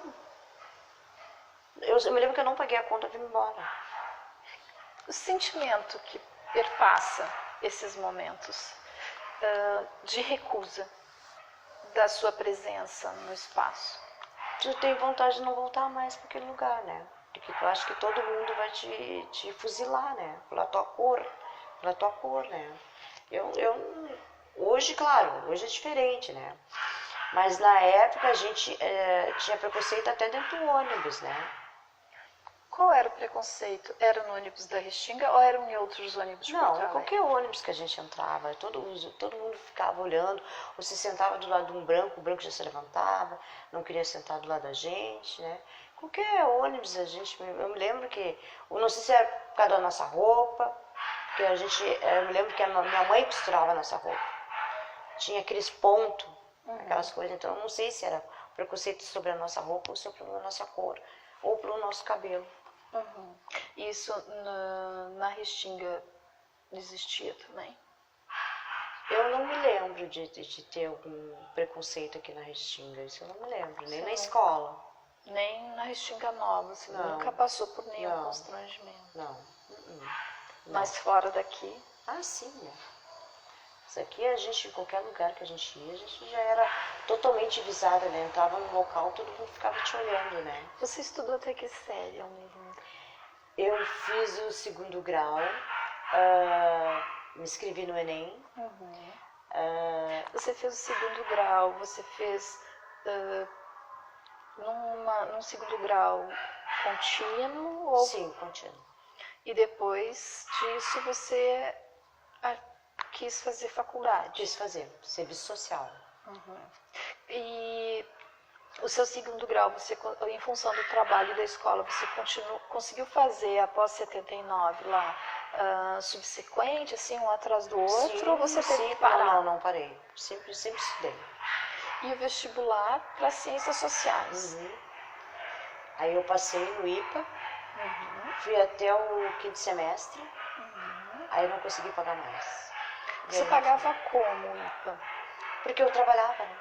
Aí eu Sim. já trabalhava. Mas aí você trabalhava em quê? Eu trabalhava dentro de um hospital como atendente de nutrição. E aí todas as minhas colegas da nutrição, eu me lembro que no refeitório, as gurias faziam uma caixinha, porque elas me incentivaram tanto, porque eu gostava muito de ler no meu intervalo. Então elas me incentivavam tanto para estudar. E aí a própria colega do pessoal fizeram uma caixinha para mim fazer o vestibular, me inscreveram, me liberaram que eu estava de plantão, fui estudar e elas me ajudavam a pagar, entendeu? Mas aí, com os anos, muitas foram sendo demitidas, foram outras, né? E aí eu não consegui pagar mais, aí eu não fui mais para a faculdade. E o IPA era muito longe, né? Era muito longe para mim, né? Eu trabalhava na parte da manhã, vinha em casa, dormia um pouco, estudava e voltava para a faculdade. Chegava em casa quase 1h da manhã. E aí eu não consegui mais, parei. E no hospital que você trabalhava? Era um hospital público ou privado? Instituto de Cardiologia. O Instituto de Cardiologia. E você era contratada por uma empresa? Não, próprio do hospital. O próprio hospital. Próprio hospital. Você trabalhou lá há quanto tempo? Até o ano passado. Até o ano passado. Você aposentou? 19 anos. 19 anos. 19 anos. Ainda não me aposentei. Porque eu não aguentei mais trabalhar no hospital. Não aguentei mais, tô cansada. É difícil. É difícil. Mas lá eu aprendi muita coisa, né, Leila? Lá eu aprendi... eu fiz curso, né? Fiz curso de eletro, né? Fiz de radiologia. No hospital você nunca teve problemas em relação à sua cor? Você cresceu? Não. Então, Sempre acolhedor lá. Esse ambiente de trabalho para você foi tranquilo? Foi. Foi lá que eu tive a vocação para fazer trabalho de assistência social. Pois então, essa é a minha próxima pergunta. Como você se envolveu com a comunidade? Claro, você já vivia inserida nela, certo? Mas essa questão de tomar a frente, então, e querer trabalhar efetivamente como uma liderança comunitária? Porque hoje, Almelina, você é uma referência. A Restinga, quando pensa, né, em lideranças comunitárias, você está junto desses nomes de lideranças comunitárias. Eu comecei a gostar eu já vivia no serviço no social, porque eu via meu pai, meus irmãos, tudo no social voluntário. Mas eu nunca tive aquela vocação, entendeu? Eu só via eles assim. Quando eu fui trabalhar no hospital, depois de 5 anos, eu conheci uma assistente social, a Ana. E eu achava lindo aquele trabalho dela, sabe? O jeito que ela tratava os pacientes e os familiares chegavam no interior. Eu era atendente, eu levava só alimentação, né? E comecei a notar, às vezes quando eu dava alimentação, ela estava ali, acolhendo as pessoas. E ela me via, né? E eu disse assim para ela, um dia eu fui na sala dela e disse assim, Ana, eu acho tão lindo o teu trabalho. E tu não deixa eu ficar só observando depois do meu trabalho. Eu queria só acompanhar, assim, um dia da semana, ver como é que é o teu trabalho, o acolhimento. Ela disse, tu quer ir comigo? Eu digo, quero. Eu digo, não é ir no hospital, porque eu vou bater meu cartão e vou vir aqui na tua sala e quero acompanhar contigo. Foi aí que eu comecei a me apaixonar por esse trabalho, né? As histórias das pessoas que chegavam, como o pessoal estava naquela cama, como a gente tinha que receber, mesmo que eles te dessem uma pedrada, te xingasse de coisa, a gente tinha que se colocar no acolhimento deles, entendeu? Foi aí que eu comecei a gostar. E aí, chegando aqui, eu comecei a me envolver com umas meninas que já eram do OP. E eu comecei a ir no OP. Eu comecei a participar do OP. E ali eu comecei a conhecer o pessoal. Quem você conhecia? A Cláudia Cruz? Conhecia a Cláudia Cruz nas reuniões, conhecia aquela que tu fez a entrevista, a senhora, aquela moreninha. Ah, sim, a Dona Maria Clara. A Dona Maria Clara. Que era um militante, exatamente, né? Ali eu conheci todos eles. Todos, eu não sabia o que tinha dentro da Restinga. O Beto Aguiar. Beto Aguiar, a Ângela. Seu Ventura. Seu Ventura. Aquele do futebol. Seu Farias. Seu Farias, sabe? E ali eu comecei a integrar ali com eles, e eles me diziam pra mim tudo que eu tinha, porque eu não sabia nem o que era CRAS, não sabia nem o que era conceito tutelar, onde é que tinha, Eu comecei a ir nas reuniões, e ali eu fui convidada para ir nas reuniões. E ali fui indo, comecei a ir na reunião da saúde, participar da reunião da saúde, comecei a ir na reunião do transporte, a Janeira, a Gringa, o Everson. Aí comecei a me envolver no plano diretor. Aí comecei a conhecer o Josué, que era do Fórum de Segurança. Comecei a ir também nas reuniões. E aí foi aí que eu comecei me destacando, indo nas reuniões e gostando das coisas. E brigando também por aqui. Porque eu digo assim, se cada um... É uma Restinga só, mas cada um tem seu núcleo. Cada um briga por seu núcleo. Mas na hora de brigar por uma coisa, briga por tudo.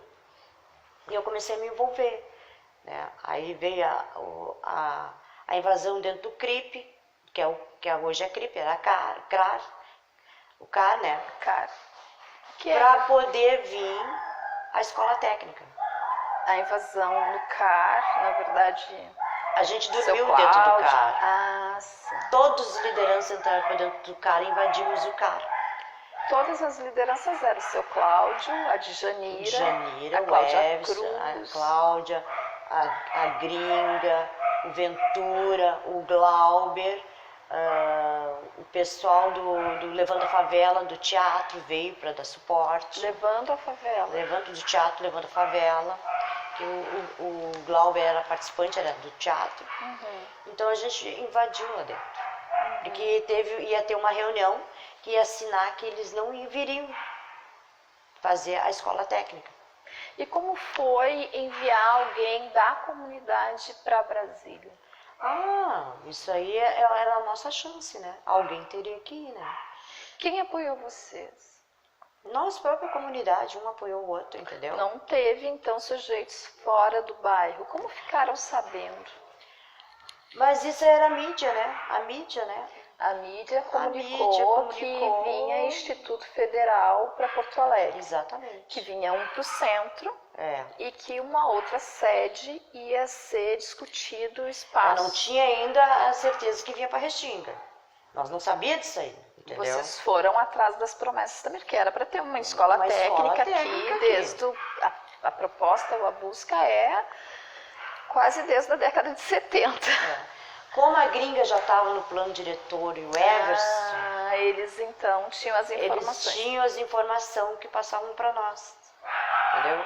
Que lá no plano diretor tudo era falado para os empreendimentos que vinham para Restinga. E eles estavam lá. Então... E quando eles ficaram sabendo que vinha uma escola técnica para cá, um Instituto Federal, para o centro da cidade e por um outro endereço que não estava elencado ainda, que não estava definido ainda, então foi um momento que a comunidade percebeu. Se uniu e começamos a discutir, porque nós queríamos ela aqui. E isso foi em que ano? Isso aí foi o quê? A escola técnica, acho que nós temos 10 anos a escola técnica aqui, né? Isso. 2009? Mas 2006, 2005, eu acho. Como vocês chegaram à conclusão de que tinha que ir para Brasília porque tinha uma reunião marcada? Exatamente. E a reunião marcada era, na verdade, com os representantes das prefeituras? Isso. Como foi lidar com a prefeitura de Porto Alegre? Diz que não foi fácil lá, né? Mas como eles eram muito persistentes e eles foram muito estudados, eles sabiam todo como é que era o processo, não teve como enganar eles. Porque... Então a prefeitura de Porto Alegre, na verdade, estava garantindo uma sede no centro. No centro. Mas também não se apropriou para garantir a segunda sede em outro bairro. Não. Mas o povo que foi lá representar a gente, eles foram muito bem instruídos. Quem ajudou eles? Os próprios vereadores, né, que estavam aqui do nosso lado, na Restinga, se uniram com a gente e o Comaceto foi um dos que também ajudou muito nesse processo, né? E ele trazia a informação da Câmara de Vereadores. A gringa tinha do plano diretor e ele tinha da prefeitura, lá da Câmara de Vereadores. Então ele começou a articular lá também. E aí veio um grupo ajudar nós aqui. Sim. Claro que tinha os contra, né? Sempre Quem teve era os contra. DJ Cassiá foi um, né? Que a gente brigou muito com ele na reunião. Por quê? Muito, né? Porque ele achava que não, era bobagem? Que não era viável a Restinga ter uma escola técnica aqui. Né? Que não era bom, que seria em outro espaço. Seria disputar algo que, né, que aqui não era viável, que era que muito não longe. Que era muito longe, distante de tudo. E que nós não íamos... Achavam que nós não íamos ganhar. Quem foi para Brasília, você lembra? Foi o Everson, parece. O Everson, o seu Nelson. Não, o seu Nelson foi. O Everson e o seu Nelson foram para o hospital. Eu acho que foi a de Janeiro. A de Janeiro, acho que foi. Alguns comentam que, na verdade, seu Nelson estava na reunião. O seu Nelson estava. Ele, a de Janeiro, a gringa, em o Brasília. Everson. Ele foi também, porque também depois já tinha uma especulação do hospital. Então, eles estavam articulados para essas duas finalidades, que era a união que o bairro... Era um comitê que eles formaram, né? Eles foram lá para brigar por nós, né? E graças a Deus a gente ganhou, né, Neila? Olha lá a escola técnica. Pois é, você sabe que o IFE Restinga, Campus Restinga, é o único que é uma conquista da comunidade, e não dos prefeitos. A gente sabe. Das passeatas, das caminhadas, das reuniões que a gente fez, muito, né? Então esses dois espaços, tanto o hospital como a escola técnica, isso é uma luta nossa, de cada um de nós, né? E foi uma coisa conquistada por nós. Assim como a rua, exatamente, a luz, o cano de esgoto, tudo. A numeração, a medição, né? Que a gente contratou todo o pessoal para fazer essa topografia, o engenheiro. As escolas mais próximas. As escolas mais próximas também. Que aqui a mais próxima é? É a escola Lidovino Fonton e a Vicente da Fontoura. Que são conquistas também Da por movimentos comunidade. da comunidade. Da comunidade. Vocês se apropriaram das regras do plano diretor, Sim. sabe que tem um número de habitantes a serem atendidos passou aquele número de habitantes, a prefeitura é obrigada a pôr uma escola à disposição daquela comunidade. E o transporte aqui? Agora melhorou, né? Mas a gente está sempre lutando por melhorias mais, né? A luta é constante, né? Sim, mas né? em 79 o transporte não era aqui. Quando que começou a vir o transporte para cá? Com o OP também? Com o OP também, porque no OP a gente podia pedir tudo. Você participou daquele...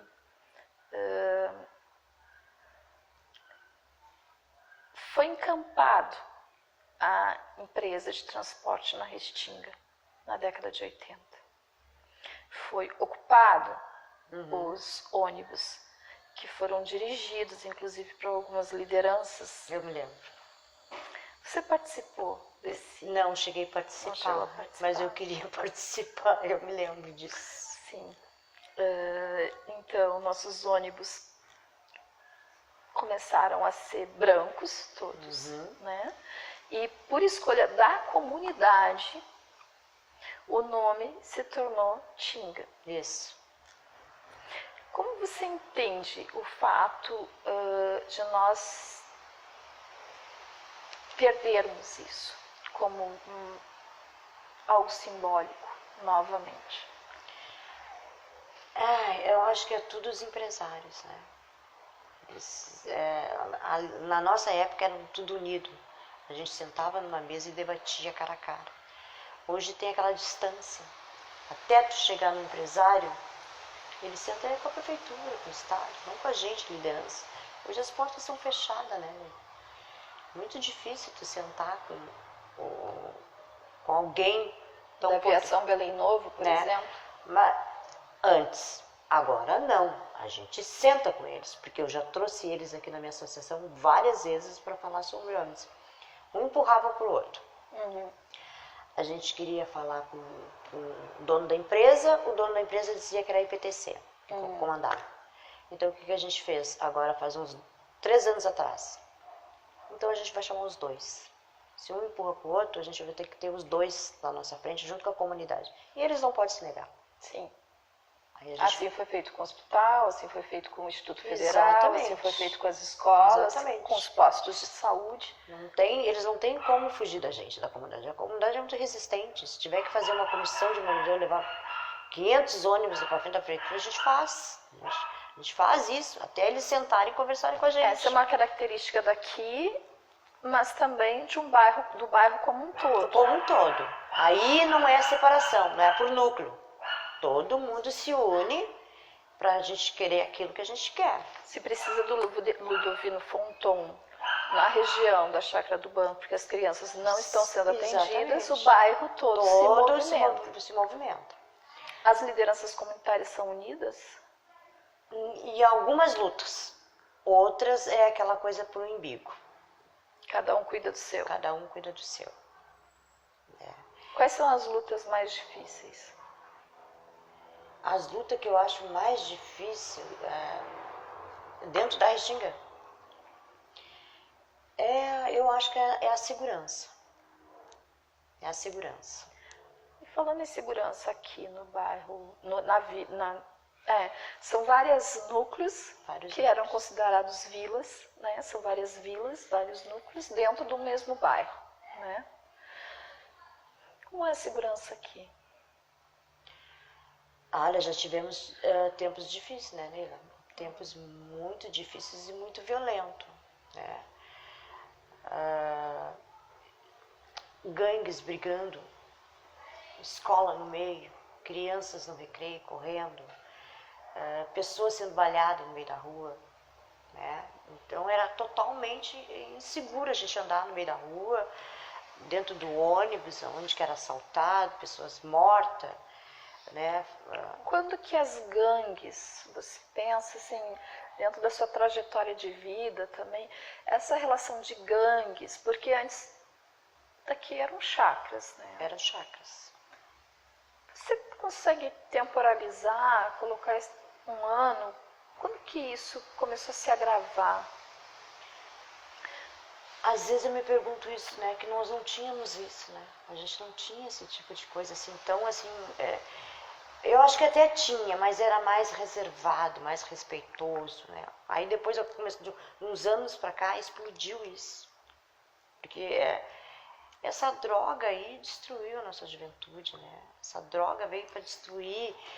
Aí a gente vê essa gurizada que a gente conhece desde pequenininho, hoje são chefes de quadrilha, né? E foram criados com a gente. Pais maravilhosos, pais trabalhadores e os filhos hoje são um chefe. E o outro lado dessa violência, como é lidar com a polícia? São truculentos, né? Não tem eles têm aquela visão assim, ó, repressão. Mas a gente, de uns anos pra cá, a gente tomou essa situação. Vocês sentam com os chefes, o comando da brigada, do quartel, do bairro? A gente mudou muito a visão deles disso aí, entendeu? E do seu núcleo residencial? Também. Eu comecei a entrar para essa pasta da segurança, vai fazer, acho, uns 10 anos. Só participava, só analisava. E comecei a observar como é que era isso, entendeu?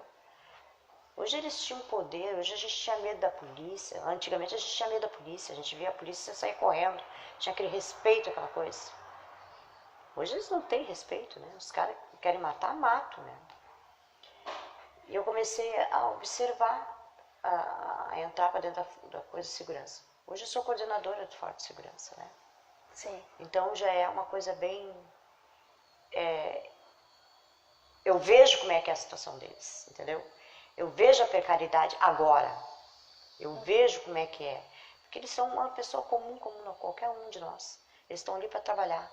Você consegue fazer essa articulação entre o policiamento e a comunidade? Hoje sim. Quando eu entrei para ser coordenadora do Forte de Segurança, era só nós, polícia, guarda municipal, conselho tutelar, eu e 2 colegas. E cadê o povo? O povo não ia. Hoje o povo vai? Hoje a sala tem 30 pessoas, às vezes eu me admiro que tem até 50 pessoas, porque a gente mudou a visão da metodologia, entendeu? Hoje a gente senta com o comandante, a gente fala para ele. Nós não falamos com línguas dele, a gente fala com língua de comunidade mesmo. Sua equipe está truculência, a sua equipe está fazendo isso, a sua equipe... Como vocês querem mudar isso? A gente tem que sentar, vamos trabalhar e vamos ver como é que a gente vai mudar. Vocês têm que ser mais acolhedor. Tudo bem, repressão, no momento certo. Vocês têm a inteligência. Eles chegavam a meter o pé na porta? Sim. Era Batiam comum. todo mundo. Batiam, inclusive, em quem não deviam? Quem não queria, em trabalhador. Né? Em 79 era assim aqui. Não também. Não era isso. Tinha um mau respeito. Polícia era polícia, trabalhador, preso era preso. Porque as pessoas tinham medo da polícia. O volume de pessoas chegando aumentou o nível de violência? Mesmo assim, na época também tinha respeito. Agora não, depois começou a explodir, né? Porque veio muita ocupação para Restinga. Tu acha que um dos problemas é o nível de pobreza dessas ocupações? Também acho. Porque são de vários locais da cidade. Então aí quando se encontram, e aí? A gente não sabe, né? E essas ocupações, a gente trabalhou muito nas ocupações também, né? A gente foi para dentro das ocupações, a gente fez um levantamento, a gente sentou, a gente conversou com o pessoal de lá que estava chegando, né? E a gente viu a necessidade desse pessoal. Tu tem as documentações? Tipo, vocês fizeram o levantamento de quantos espaços de núcleos hoje existem com as ocupações? Nós temos, dentro da Restinga, a gente tem, eram 7 ocupações. Que a gente entrou... Além das 30 áreas de vilas. De vilas, né? São 37 núcleos. Núcleos. Mais e ou cada vez está menos. aumentando mais, né? Cada vez está aumentando mais, né? Você participou do debate do levantamento feito pelo hospital? Sim, sim. A documentação, você sabe onde ficou? Porque eu tenho dificuldade de acesso com a documentação daquela pesquisa socioeconômica e, na verdade, dos núcleos de atendimento, que não é uma pesquisa socioeconômica, desculpa, dos núcleos de atendimento que chegam a 100 mil pessoas naquela época no hospital, que a gringa participou. Mas a gringa deve ter e o Everson. Eles têm todo esse levantamento. Ok. Eles têm tudo isso. Eles que fizeram esse levantamento. Sim, eu vi uma entrevista dela. É, eles que fizeram. Eu tenho até o contato dela, posso te passar depois. Almerinda, eu acho que nós passamos de 1 hora, né? Eu gostaria de propor para você, primeiro agradecer, né? Pela luta pelo IFE, pela luta pelo hospital, né? Que eu deveria estar junto. Na verdade, eu ocupei espaços públicos a minha infância toda, a minha adolescência toda. Eu deveria ter, todos deveríamos estar presentes nas reuniões do AP. Exatamente. Então eu agradeço profundamente, né? Os espaços que a minha mãe ocupa hoje, que está perdendo com as comunidades de idosos, com os núcleos de idosos, que infelizmente está os EJAs, no qual eu lutei também, pelas escolas aqui em Alvorada, porque eu era professora lá, né? Então eu sei o quanto isso é importante para alguns adolescentes, que por algum motivo a fragilidade escolar contínua acaba se rompendo ali, precisam voltar com trabalho, às vezes com família já, né? Eu gostaria de propor que nós fizéssemos uma segunda entrevista, para que a gente possa falar dessas discussões que você acabou se envolvendo com o AP, depois com os núcleos de debate da comunidade, e nós teríamos então um segundo momento para minimizar o cansaço também, porque são emoções, né? Mexeu comigo, né? Mexeu, sabe? Mas foi umas coisas boas. Né? Porque... Eu fiquei muito feliz de conhecer a história da sua avó, né? Da história do seu pai, sua mãe também. A gente fez um dossiê do meu pai. Que lindo! A gente fez um dossiê dele, depois na próxima... Claro! Eu vou te mostrar o nosso dossiê. Né? Ele tinha até no museu do CRIP, mas como foi com essa gestão, destruíram tudo. Eu sei, o cara não tem mais foto, ele doando água para essa comunidade, porque ele foi o primeiro que fez o poço, e o poço existe até hoje. Que coisa! E tinha lá, eles destruíram essa foto, não sei onde que foi essa foto, meu pai distribuindo água ali. Todo esse povo que aqui ninguém tinha água. Tinha que ter naquele museu ali, né? As histórias da Restinga, né? Nós não temos um museu, na verdade. Pois ali, é. Né? A gente tem que ter. A proposta que nós levamos junto com o MEAD lá, do IFE, Campus Restinga, e junto com o Observatório da Comunidade, que é para fazer um canal de interlocução, então a gente precisa continuar lutando. O IFE é um espaço que precisa vir para as comunidades. É verdade. Então, uma das propostas é que se faça um arquivo de memórias, um arquivo histórico. Que junte fotos, que junte a oralidade de todos, que possa então alcançar seu pai que não foi alcançado através do dossiê, que possa ter cópias, né? Vocês têm um arquivo pessoal, mas a gente pode digitalizar isso. Exatamente. Né? E o IFE hoje é a instituição dentro do bairro que tem a possibilidade de nos dar a estrutura que nós precisamos. Se nós lutamos, né, juntos, se vocês também, né, lutaram tanto, hoje talvez esteja na hora de outros se somarem para lutar por mais coisas por essa memória. Pode vir, né? Exatamente, porque uma das minhas preocupações é que eu entendo também que o bairro, a partir dessa memória, possa entender seu significado para a cidade, entender seu significado para si. E conhecer de fato a Restinga. Exatamente. Conhecer a Restinga. Conhecer. Não ter essa separação, que quando a gente vai no centro de algum lugar, a Restinga é longe, a Restinga... às vezes não sabe o que é maravilhoso aqui. Esse povo aqui, eles são super unidos. Mesmo em briga interna, mas a briga é dentro da nossa casa. A gente não sai pra rua.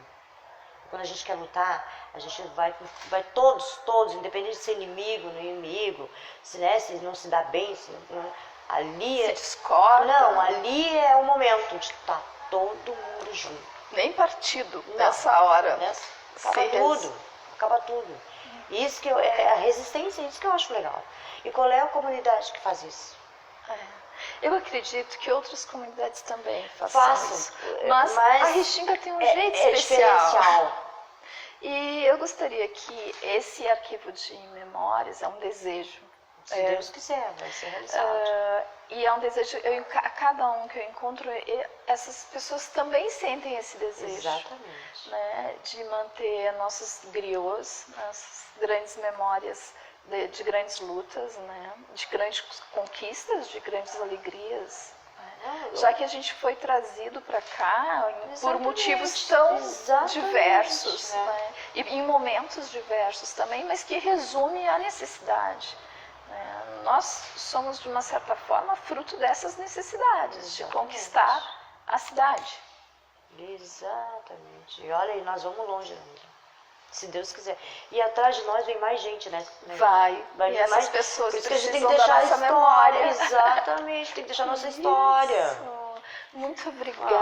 Eu que agradeço. A tua acolhida foi maravilhosa. Mas eu agradeço demais porque eu relembrei algumas coisas da minha vida que estavam encaixotadas. Essa história é linda. Mas é maravilhoso. Você é uma pessoa linda. Na próxima eu vou te trazer os documentários que eu tenho, as fotos que eu tenho daqui deles. Tem que ver a multidão abrindo isso aqui. Vai ser ótimo de estar. Entendeu? Eles na valeta abrindo, é maravilhoso isso.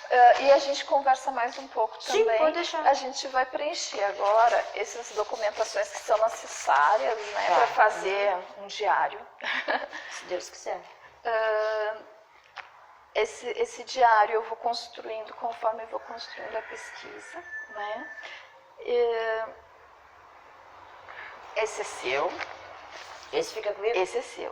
Eu só vou preencher aqui hoje é dia 5/1/2019.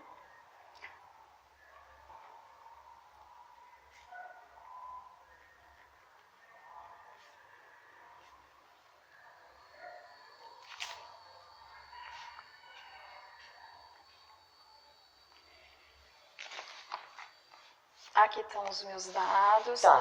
Se você quiser mais alguma informação, aqui eu posso botar meu endereço, porque somos vizinhos também. Se você não me encontrar por qualquer motivo, você pode me bater, fica à vontade. Fica na rua D931, na primeira unidade. E quando tu quiser tomar um café, eu vou montar toda a minha pasta e uma hora quando eu estiver lá embaixo eu entrego lá pra ti. me avisa. Eu te aviso, olha, tô levando aí pra ti todo. Aí tu olha e passa toda a história. Eu te espero. A assinatura do entrevistado.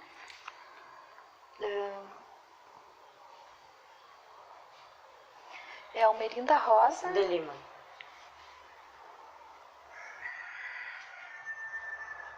E olha só quanta coincidência. A família em São Cepé era Rosa. Aqui se